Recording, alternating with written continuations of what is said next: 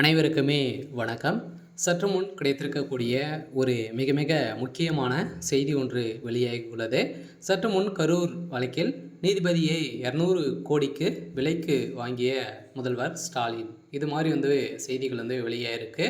இப்போ சதுரடியாக பார்த்தீங்கன்னா கரூர் வழக்கில் சதுரடியாக 41 பேருக்கு மேலே பார்த்தீங்கன்னா கூட்ட நெரிசலின் காரணமாக உயிரிழந்த சம்பவத்தின் அடிப்படையில் சந்தேகத்தின் அடிப்படையில் விஜய் அவர்களும் விஜய் சேர்ந்த நிர்வாகிகளும் பார்த்தீங்கன்னா அதிரடியாக கைது செய்யப்பட்டாங்க.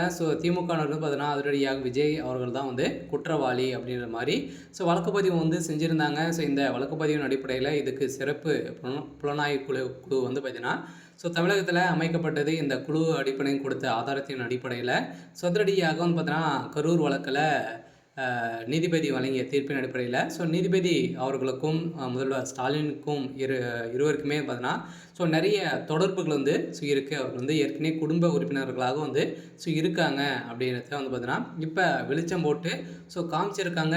இதன் அடிப்படையில் தான் பார்த்தீங்கன்னா இப்போ அதிரடியாக திமுகவுடைய தலைமையகம் இந்த கரூர் வழக்கில் 200 கோடிக்கு நீதிபதியை விலை பேசினதாக ஒரு பரபரப்பான ஒரு ஆடியோ ஒன்று வெளியாக இருக்குது. இந்த நிலையில் தான் ஸ்டாலினுடைய கதை ஒட்டுமொத்தமாக முடிய போது வருகின்ற சட்டமன்ற தேர்தலுக்காக பார்த்தோன்னா இது மாதிரி ஒரு மிகப்பெரிய நாடகத்தை திமுகவுடைய அரசு ஆடிட்டு இருக்காங்க. இது திமுக தான், திமுக சேர்ந்த நிர்வாகிகள் தான் பார்த்தீங்கன்னா இதில் கூலிப்படையை இறக்கி இது மாதிரி செஞ்சுருக்காங்க அப்படின்ற தகுந்த ஆதாரங்கள் நிறைய வீடியோ காட்சிகள்லாம் பார்த்தீங்கன்னா அதுக்கடுக்காக வெளியே இருக்குது. இனிமேல் பார்த்தீங்கன்னா இன்னும் ஒரு சில தினங்களில் அதிரடியாக உண்மையான குற்றவாளி கைது செய்யப்படுவாங்க அப்படின்ற மாதிரி பார்த்தீங்கன்னா அதிரடியாக சிறப்பு புலனாய்வு குழு ஒரு அறிவிப்பு ஒன்று வெளியிட்டிருக்காங்க.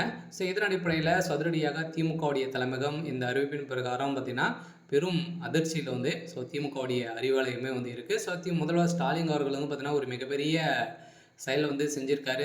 இந்த வழக்கை ஒட்டுமொத்த தாவக்காவுக்கே பார்த்தீங்கன்னா திருப்பும் விதத்தில் நீதிபதி அவர்களவே 200 கோடிக்கு விலை பேசினதாக ஒரு தகவல் வெளியாயிருக்கு. ஆடியோவும் வெளியாயிருக்கு. இதன் பேர் தான் இருவருக்குமே ஏற்கனவே நிறைய தொடர்புகள் இருக்குது. திமுகவுக்கு ஆதரவாக தான் பார்த்தீங்கன்னா நீதிமன்றம் தீர்ப்பும் வழங்கியிருக்காங்க இல்லையா. இது விஜய் அவர்களை தான் பார்த்தீங்கன்னா ஒரு 26 கொஸ்டின் பார்த்தீங்கன்னா நீதிமன்றம் கடுமையான விமர்சனங்கள் வச்சுருக்காங்க. இது நீங்கள் பதிலளிக்க வேண்டும் அப்படின்ற மாதிரி விஜய் அவர்களுக்கு நீதிமன்றம் போட்ட உத்தரவின் அடிப்படையில் இதுக்கு எதிராக பார்த்தீங்கன்னா புருஸ்லி ஆனந்த் அவர்களும் பார்த்தீங்கன்னா நீதிமன்றத்தில் மேல்முறையீட்டு இட்டிருக்காங்க. இதன் அடிப்படையில் இப்போ அதிரடியாக இந்த வழக்கில் ஒரு மிகப்பெரிய சம்பவம் இருக்குது. இந்த சம்பவத்தின் அடிப்படையில் சதுரடியாக பாஜக களமிறங்க போகிறாங்க.